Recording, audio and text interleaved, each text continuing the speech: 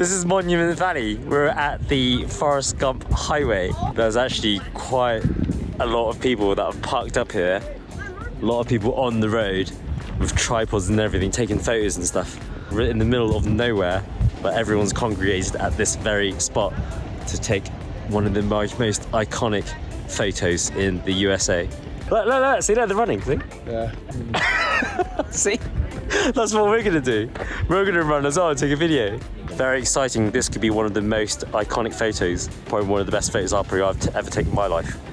So yeah, hopefully you can get an opportunity. There's a lot of people here at the beginning. We're all taking turns, have a bit of a rota. A lot of cars coming back and forth. And I had to like set up the camera, make sure the right place, come back, come in, come out, come in. And even now I'm a bit worried we might get killed. But now it's like 7 o'clock or whatever. Like, it's coming towards sunset and it's pretty dead now. There's hardly anyone here I can see.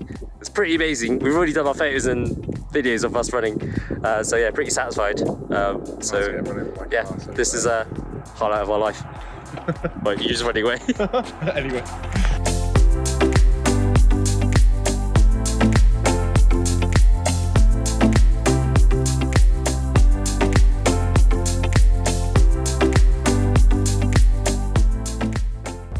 It is now 2 o'clock in the afternoon. Slightly later vlog than I would have preferred. We had our most busiest day yesterday. We drove the most out of the whole trip. I think in total it was probably about nearly 8 hours of driving. Lance, you here? Yeah, 8 hours, yeah. We did a lot of driving yesterday. Yeah, so we had that issue with the time zone thing. We drove to Horseshoe, we did the Antelope Canyon, did the Forrest Gump thing. So we started at 6-ish. We got up at 6 a.m. We finished the day at 11 p.m. And then so we had our first lie-in. Like, we slept the most last night. 10 hours, right? Maybe 11 hours. Yeah, we were in bed for like 11 hours. We got up at like 10:30, whatever.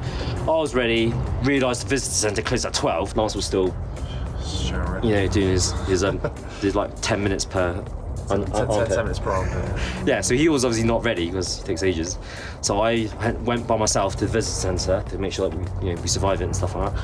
So we got some tips, spoke to the park ranger, rushed to get some lunch. Timing's a bit tighter, right? Because we started the day a lot later. So definitely want to see a lot more of the Grand Canyon before leaving. We're in the Grand Canyon. Yeah, make the most of it. It's the Grand Canyon. Like, we should definitely see some more viewpoints.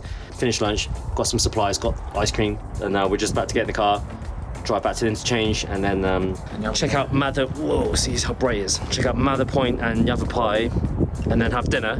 Ugh. So yeah, we've just had lunch, and I think we just managed to push back what we're going to do later. To push back the time we have dinner, because Lance obviously needs his protein. It's not about the food. It's not he's hungry. He is. I need protein. So yeah, so that's what we have to do. Got quite ample time now. I've got the tripod out.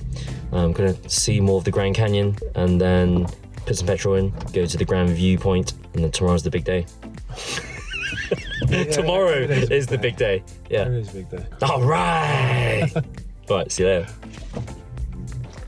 Right, so we just come out the Yavapai Museum. So we're going to start at the Yavapai Point, and then we've decided to walk along the Grand Canyon rim. We're going to walk 0.7 miles, just pure scenic view, or we're going to walk along the rim of the Grand Canyon right now, down to Mather Point, which is the final, well, not the final, the next viewpoint, because we want to do a final one after dinner tonight, which is we want to do the Grand Viewpoint, and that we have to drive like 15 minutes or something like that. We're just on the rim of the crater. What's the crater? There's something like a volcano. We're walking on the rim of the canyon. We're going to walk a mile of this on our side, all the way to Mather Point. I was just taking videos earlier in the museum. It just looks like I'm standing in front of a painting inside a library or something, and then there's just like a painting with the Grand Canyon behind me. I think it's about scale. You can't appreciate the perspective, because in Monument Valley, because when you see that long road going all the way up, and you can be like, whoa, that's like, I'm not slagging it off, I'm just saying the pictures and the videos really doesn't do it any justice. What? Anything you want to add? Nothing to add, mate. All good. Awesome. All right. See you later. All right, so we're just midway in between Yavapai Point and Mather Point. We're actually jutting into the Grand Canyon right now, and Lance is just chilling right in the middle there. We are the only ones here, by the way. It does take a little bit of guts to come off the beaten track, which is my style of traveling. Awesome.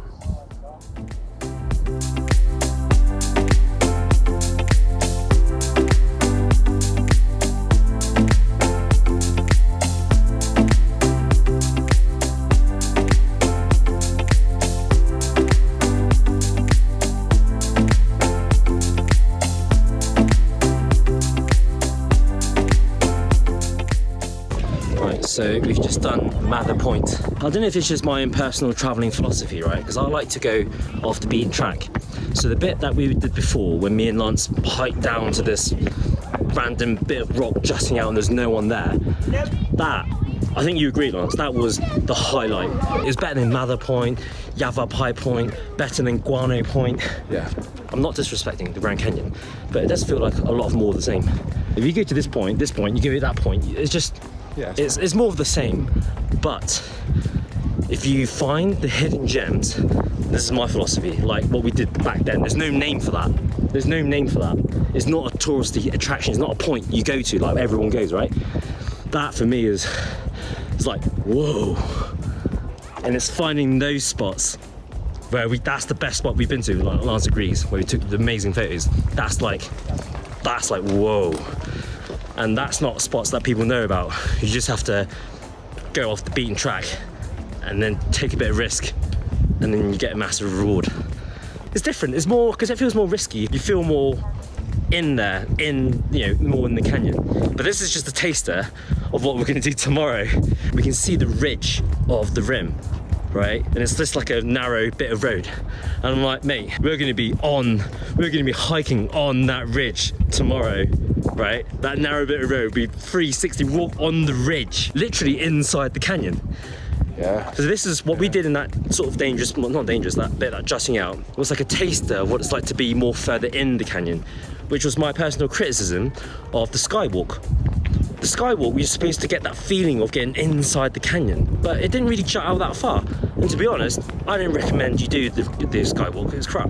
It's not worth it. Even if you judge it by the Antelope Canyon tour, like, again, one of my traveling philosophies is I hate doing tour groups. I mean, that was unavoidable, we had to, but always do it on your own, and then you can really explore, you get the real adventure, and you get the real reward. When you just follow everyone, not only if it's not as awesome, you're surrounded by tourists.